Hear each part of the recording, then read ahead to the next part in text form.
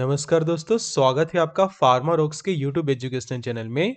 आज के video lecture में हम ऐसे हेल्थ प्रॉब्लम और उसके सॉल्यूशन के बारे में बात करेंगे। जैसे कि जो पहला प्रॉब्लम वो है कि हाथ पैर की जो है वो खाल निकलने लगती है। तो यहाँ पे जो आप डायग्राम्स में देख रहे हैं, तो जो छिलका होता है उस तरह से हमारे पैर के या फिर हमारे हाथों की जो स्किन होती है वो इस तरह से निकलने लगती है। फिर यहाँ पे जो आप देख रहे हैं डायग्राम में, उस तरह से स्किन जो है वो निकलने लगती है। तो ये प्रॉब्लम होता क्यों है, किस तरह से ये प्रॉब्लम को हम सॉल्व कर सकते हैं, तो उसके बारे में जानते हैं आज के लेक्चर के अंदर। तो ये सभी सिम्टम्स इंडिकेट करते हैं कि पीलिंग स्किन की बीमारी हो सकती है। तो ये जो प्रॉब्लम है उसको हम मेडिकल टर्म्स के अंदर पीलिंग स्किन या फिर स्किन पीलिंग का प्रॉब्लम कहते हैं। तो उसके बारे में जानते हैं डिटेल में आज के लेक्चर में और सीखते हैं कि किस तरह से हम ये प्रॉब्लम को सॉल्व कर सकते हैं। तो यहाँ पे उसका इंट्रोडक्शन देखते हैं कि कई बार हाथों और पैरों की जो त्वचा होती है, स्किन होती है, वो निकलने लगती है।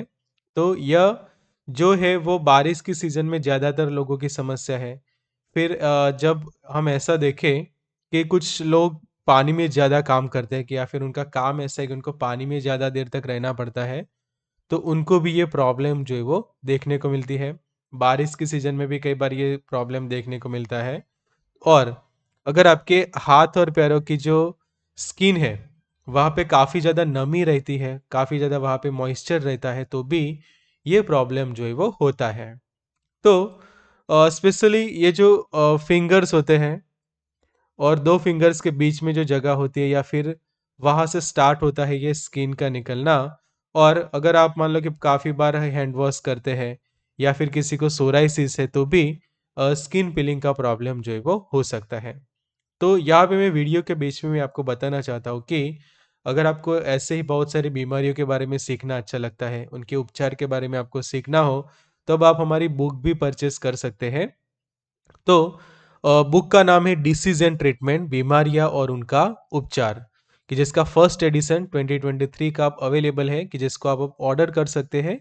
तो इसको ऑर्डर करने के लिए आप मुझे ये नंबर पे व्हाट्सएप कर सकते हैं, और बुक का जो सैम्पल पीडीएफ है 100 पेज का, वो भी मैं आपको व्हाट्सएप पे भेजता हूँ। तो अभी मुझे व्हाट्सएप करें ये दिए गए नंबर पे। तो बुक जो है वो पूरा मल्टी कलर रहेगा, उसके जितने भी पेजेस है वो सभी कलर रहेंगे। तो आगे जानते हैं ये प्रॉब्लम के कुछ रीजंस। तो कुछ एनवायरमेंटल फैक्टर्स अफेक्ट करते हैं, मतलब कि मौसम चेंज होना, फ्रीक्वेंट हैंड वॉशिंग, मतलब कि आप काफ़ी ज़्यादा बार अपने हैंड वॉश करते हैं दिन में, वेदर कंडीशंस चेंज होती है, सन बर्न यानी कि जो सनलाइट होती है उसके कारण आपकी स्किन डैमेज होती है, तो भी उसकी जो लेयर है वो छिलके की तरह निकलने लगती है।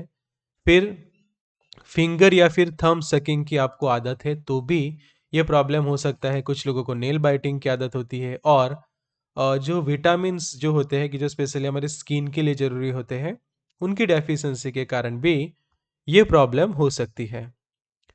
फिर एक्सफोलिएटिव केराटोलाइसिस जो होता है हमारे बॉडी के अंदर, उसके कारण भी ये प्रॉब्लम होता है। मतलब कि जो बॉडी के अंदर जो केराटोलाइसिस की प्रोसेस होती है, उसमें भी ये स्किन इस तरह से छिलके की तरह निकलने लगती है।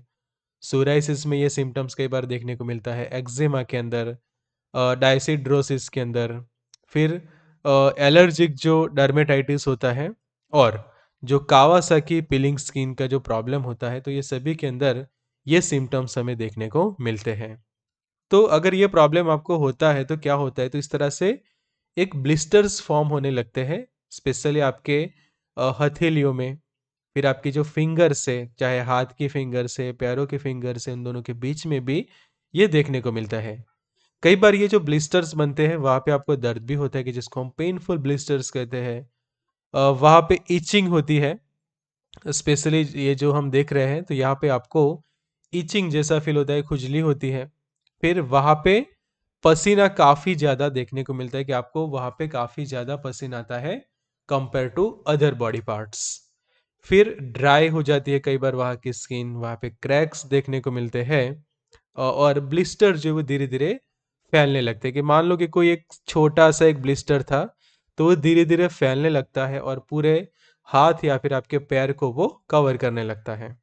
तो डायग्नोसिस हम देखें कि ये जो प्रॉब्लम है उसको हम डायग्नोस कैसे करें, कैसे पता चलेगा कि रीज़न क्या है। तो सबसे पहले पर्सनल या फिर फैमिली या फिर मेडिकल हिस्ट्री चेक करनी पड़ती है कि आपने कौन सी दवाइयाँ ली थी। आपकी पर्सनल कोई हिस्ट्री है, फैमिली हिस्ट्री है, वो चेक की जाती है। फिजिकली एग्जामिनेशन किया जाता है, मतलब कि स्पेशली स्किन को चेक किया जाता है। बायोप्सी कर सकते हैं। एलर्जी है किसी को तो एलर्जी का टेस्ट करा सकते हैं, और कोई बीमारी ऐसी लगती हो तो उसके निदान के लिए ब्लड टेस्ट भी वहाँ पे किया जा सकता है। तब देखते हैं कुछ ट्रीटमेंट के ऑप्शंस। तो जो पेशेंट है उसको क्या करना है, जो काफ़ी ज़्यादा गर्म पानी होता है कि जिसको हम हॉट वाटर कहते हैं, उसके बजाय आपको क्या करना है, वार्म वाटर कि जिसको हम गुनगुना पानी कहते हैं, उसको आपको यूज़ करना है नहाने के लिए या फिर हैंड वॉश करने के लिए। फिर वहाँ पे आपको मॉइस्चराइज़र से अप्लाई करने के, बहुत सारे जो मार्केट में मॉइस्चराइज़र्स होते हैं वो आप यूज़ कर सकते हैं, या फिर सिंपल आप कोकोनट ऑयल वगैरह भी यूज़ कर सकते हैं एज अ मॉइस्चराइज़र।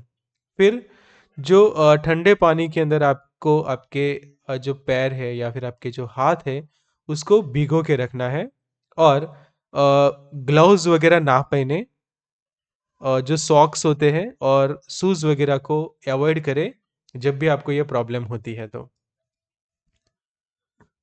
अब मेडिकेशंस और दूसरे ट्रीटमेंट ऑप्शंस देखें तो ओटीसी मेडिकेशंस आती है ओवर द काउंटर। फिर कॉर्टिकोस्टेरॉइड्स भी लिए जा सकते हैं। एंटी एलर्जिक ड्रग्स का ऑप्शन यहाँ पे हमारे पास एक बनता है। फिर नॉन स्टेरॉइडल इम्यूनोसप्रेसिव ड्रग्स और फोटोथेरापी, तो ये सब अलग अलग ऑप्शंस है। तो सबसे पहला हम देखें कि जो हमने मॉइस्चराइज़र की बात की थी, तो मॉइस्चराइज़र में आप एलोवेरा जेल जो है वो अप्लाई कर सकते हैं अफेक्टेड पार्ट के ऊपर, कि जो फ्रेश एलोवेरा आता है उसका ये जेल निकाल के आप वहाँ पे लगाएं। फिर सेकंड, आपको काफ़ी ज़्यादा पानी पीना है पूरे दिन में, एटलीस्ट 3 से 4 लीटर जितना पानी जो है वो आपको पीना चाहिए। फिर अगर आपको वहाँ पे पेन होता है जहाँ पे ब्लिस्टर्स हुए हैं और काफ़ी ज़्यादा पेन हो रहा है, तो उस वक्त 1 या 2 टैबलेट पर डे ले सकते हैं ब्रूफेन के, कि जिसके अंदर सॉल्ट कंटेंट है। आइबुप्रोफेन आप 200 mg वाला भी यूज़ कर सकते हैं या फिर 400 वाला भी यूज़ कर सकते हैं।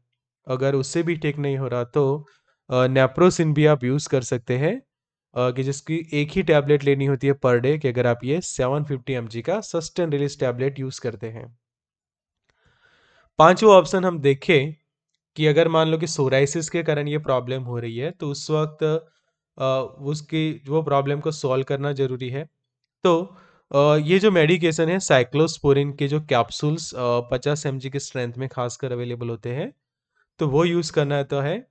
और जो उसका डोज हम देखें तो 2 या 3 कैप्सूल पर डे हर 6 या 8 घंटे पे लेनी होती है। मतलब कि आप ये एक कैप्सूल यूज़ कर रहे हैं तो एग्जैक्ट उसके 6 या 8 घंटे बाद उसका आप दूसरा डोज लेते हैं। फिर साइक्लोस्पोरिन का ओरल सॉल्यूशन भी आता है, कि अगर कोई टैबलेट नहीं ले पा रहा, उससे उसको ठीक नहीं हो रहा, तो उसका सॉल्यूशन भी अवेलेबल है। तो ये सॉल्यूशन 10 ml जितना लेना होता है, और वो भी दिन में 2 या 3 बार। सेवन्थ ऑप्शन हम देखें तो वहाँ पे आप ये क्रीम लगा सकते हैं।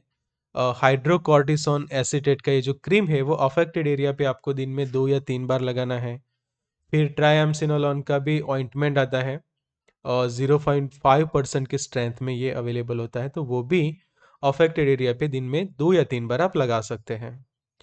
फिर यहाँ पे एक और ऑप्शन है सॉर्वेट करके, कि जिसके अंदर कैल्सिट्रायल का ऑइंटमेंट रहता है 0.0003% वेट बाय वेट का, कि जो ग्लेनमार्क उसके मैन्युफैक्चर है। और माइक्रोग्राम के अकॉर्डिंग टू हम देखें तो 3 माइक्रोग्राम जितना कैल्सिट्रायल उसके अंदर प्रेजेंट है एज पर आईपी। तो ये भी आप अप्लाई कर सकते हैं, या फिर उसकी कॉम्बिनेशन है कैल्सिट्रायल के साथ, कॉम्बिनेशन में क्लोबेटासोल रहेगा, जिसके अंदर क्लोबेटासोल सिर्फ 0.5 mg है और कैल्सिट्रायल है 3 माइक्रोग्राम जितना। फिर एलर्जी के कारण आपको ये हो रहा है तो एंटी एलर्जिक का एक ऑप्शन बनता है हमारे पास, वो है मॉन्टेलुकास्ट एंड लिवोसेट्रिजिन का ये कॉम्बिनेशन टैबलेट, कि जिसका ब्रांड नेम है मॉन्टेगेल्सी।